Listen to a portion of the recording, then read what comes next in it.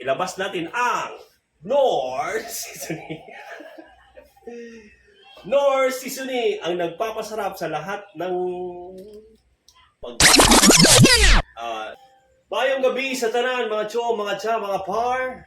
Karong gabi una, magtimpla ta o pork barbecue. Pinoy style barbecue. Yes, magluto tayo bukas ng barbecue. So, ang ating kailangan, ito na ating gamitin. Ngayon, luto yung barbecue pa. Tomorrow. Susubukan natin itong Worcestershire sauce na ginawa ng Silver Swan. Kasi ang ginagamit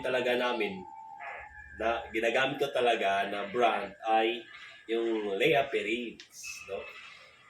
So kasi ang Lea Perrins kilala na talaga sa pagdating sa Worcestershire sauce. Kaso nga lang, dito sa market, walang available. So, nasa mga lang available yun sa mga supermarkets. So dito sa mga tabi-tabi lang, wala. So itry natin itong Old English na Worcestershire sauce. O Worcestershire sauce. Ikaw, paano mo bigkasin ito? So ito, gagawin natin. Worcestershire sauce, oyster sauce, ketchup, and soy sauce. Maglalagay tayo dito ng sili. Red chilies, no? Para may kunting sipa. Sipa o kagat ng anghang.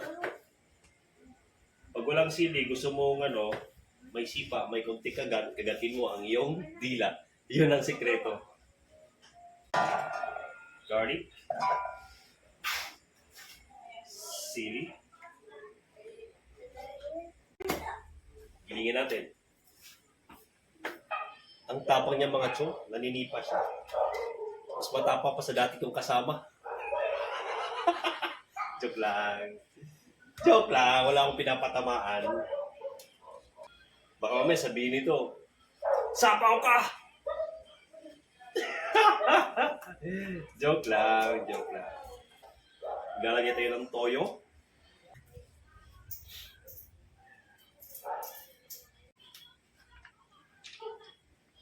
Naharangan yung pagiging matapang. Alright. Old English na Worcestershire sauce or Worcestershire sauce na gawa sa Silver Swan. Or wash. 1, 2,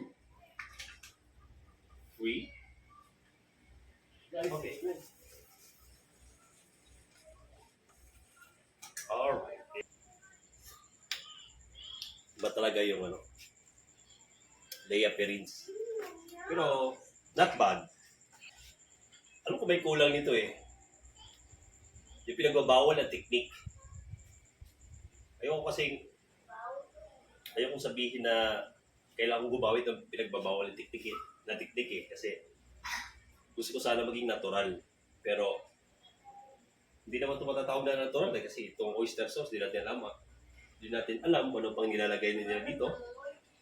Puslan man nga naggamit ni no? Nahirapan ako mag-Tagalog Gagamit tayo ng pinagbabawal na teknik. Ilabas natin ang Knorr Seasoning. Knorr Seasoning ang nagpapasarap sa lahat ng pagkain.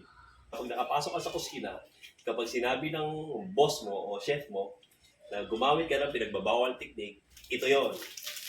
Ilabas ang Knorr chicken powder, Knorr seasoning, Knorr 4 cubes. Or para mas mabilis, Bitsin! Alright. Gamit tayong pinagbabawal na teknik. Alam mo yung amoy nito? Nakaka-addict. Sa totoo lang. Maalala ko natin kapag gumawa ko ng daing na bangus, pag uwi ko sa bahay, kasi kinakaukaw ko yun Sa toyo, tapos ito, suka.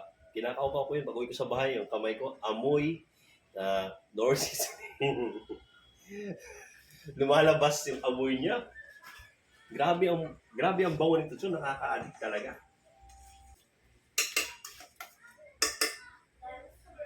O, tinan mo? Amoy na amoy nga. Kunti nga lang nilagay ko Oo, doon. Lumalabas ang tunay na lasa. Yung sinasabi nila, umami. Umami! Pero may mga tao na ayaw talaga rito. Sinasabi nila pag kumakain ng ano, lalo na pang mga mayaman, walang ano, MSG, seasoning, lalo na yung chicken powder. Oo, tama ng kwento. Ito na. What is this? Tagal natin yung ribs.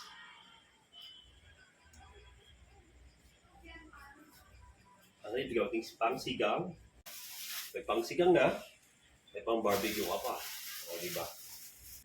Slice natin ng mga, para madaling maluto, 1/4, 1/4 inch.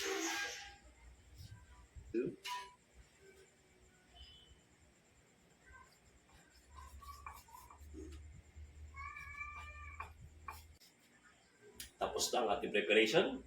Ayan, nakayaw na lahat. Binalibag ko na dyan. I-mix na lang and then balot. Lagay sa rep.